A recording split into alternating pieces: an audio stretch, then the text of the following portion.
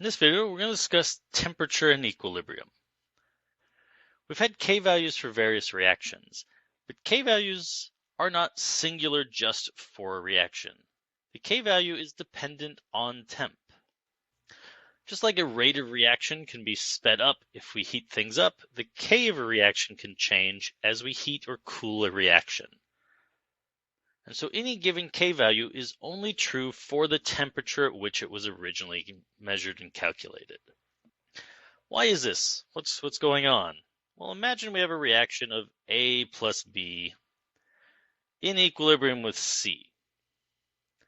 We normally write them like this. You could imagine carbon dioxide burning with oxygen making CO2 and water. Maybe there's a second compound. It's very unlikely to go in reverse if it's burning, but various reactions may be a little bit more reversible.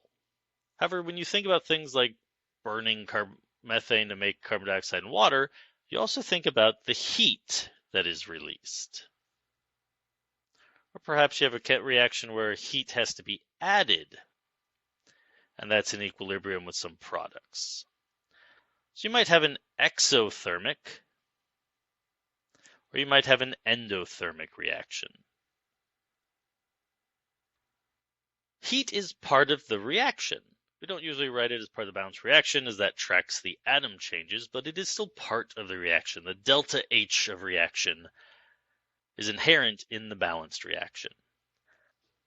In an equilibrium reaction, this plays into the actual equilibrium. If you were to increase the ambient temperature, you increase the available heat energy, you've increased one of the products in this example.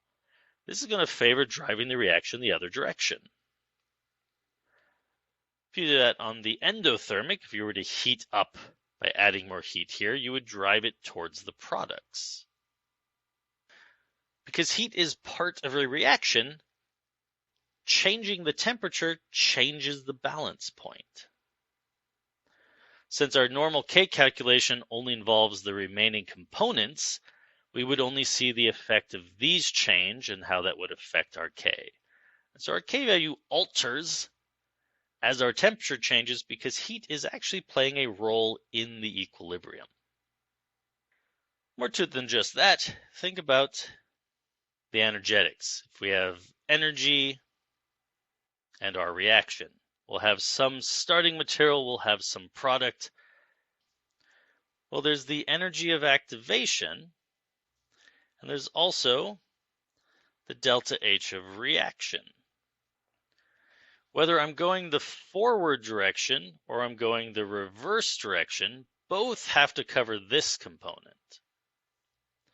Both have to rise over the activation energy. But the reverse reaction here in our exothermic also has to overcome the delta H. So between the two directions, when we're thinking about our equilibrium, the energy of activation is consistent for both. It's the delta H of reaction rise that is different for the return reaction in this exothermic. This is part of why our calculation to actually solve it is dependent on the delta H of reaction. It is possible to find a K value at any temp, knowing a K value at one temp. There's a relation that says the natural log of the second constant of equilibrium divided by the first constant of equilibrium is going to be equal to the negative delta H of reaction divided by R times 1 over T2 minus 1 over T1. Again, a relation between the natural log of two constants and the changes in temperature versus the energetics of that difference.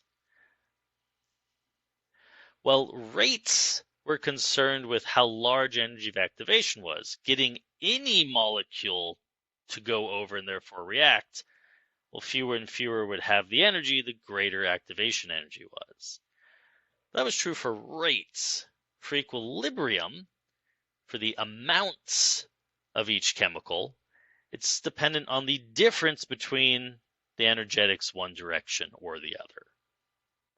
And so while they are tied together and related, how we calculate them is different based on what it is we're talking about.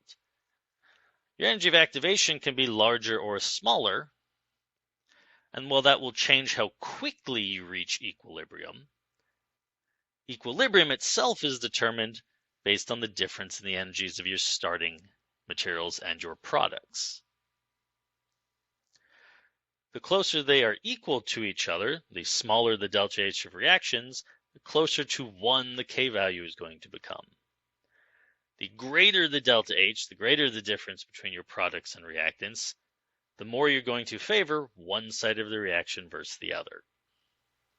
This is known as the Van 't Hoff Equation. And much like pure vapor pressures or rate constants, this allows us to solve our constants here, dependent on the differences in temperatures in Kelvin against the energy difference between the two states. Let's see how this plays out a little bit in terms of exothermic versus endothermic reactions. So let's pick a reaction A plus B goes to C, and we'll say that the delta H of reaction is equal to minus 200 kilojoules per mole. Reasonably exothermic, not nearly as much as burning methane, but it's an exothermic reaction. Let's do this at 0 degrees Celsius and 100 degrees Celsius. So 273 Kelvin, 373 Kelvin. We'll say that our initial K value was just 1. So we have some reaction that at 273 had a K value of 1. What happens when I heat up an exothermic reaction? What happens to its equilibrium? Well, above we see that heat is a product. If we increase the available heat, we ought to favor moving back to starting material.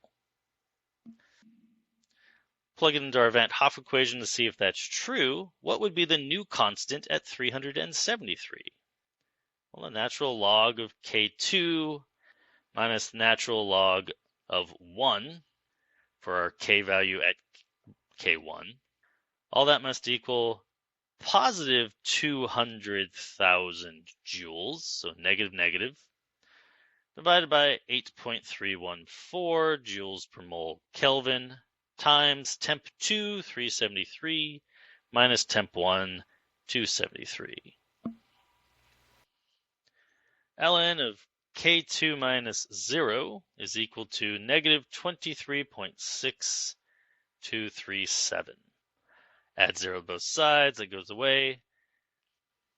E to both sides, my K at 100 degrees Celsius is 5.5 times 10 to the minus 11. K got significantly smaller, suggesting that we should have far less products. As we said, if we increase the heat, it should favor driving the reaction backwards. Well, when we alter chemicals, we tend to stay at the same temp and just see how the chemicals alter. When we alter the temperature, we change heat and increase it.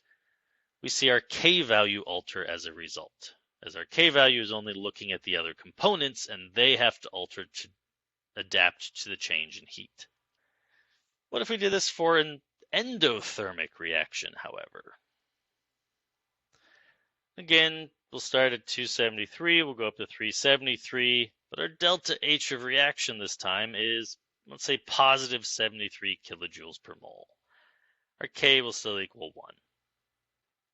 ln of K2 minus ln of 1, which is 0, is going to equal negative delta H. Our normal delta H is positive 73, so negative 73,000 joules per mole divided by R, 8.314 joules per mole Kelvin, times the difference in temps, 373 minus 1 over 273. ln of K2 is going to equal 8.62266 e to both sides. K is 5,556. Well, for an endothermic reaction, energy would be in the starting materials. We would have heat plus C in equilibrium with A plus B.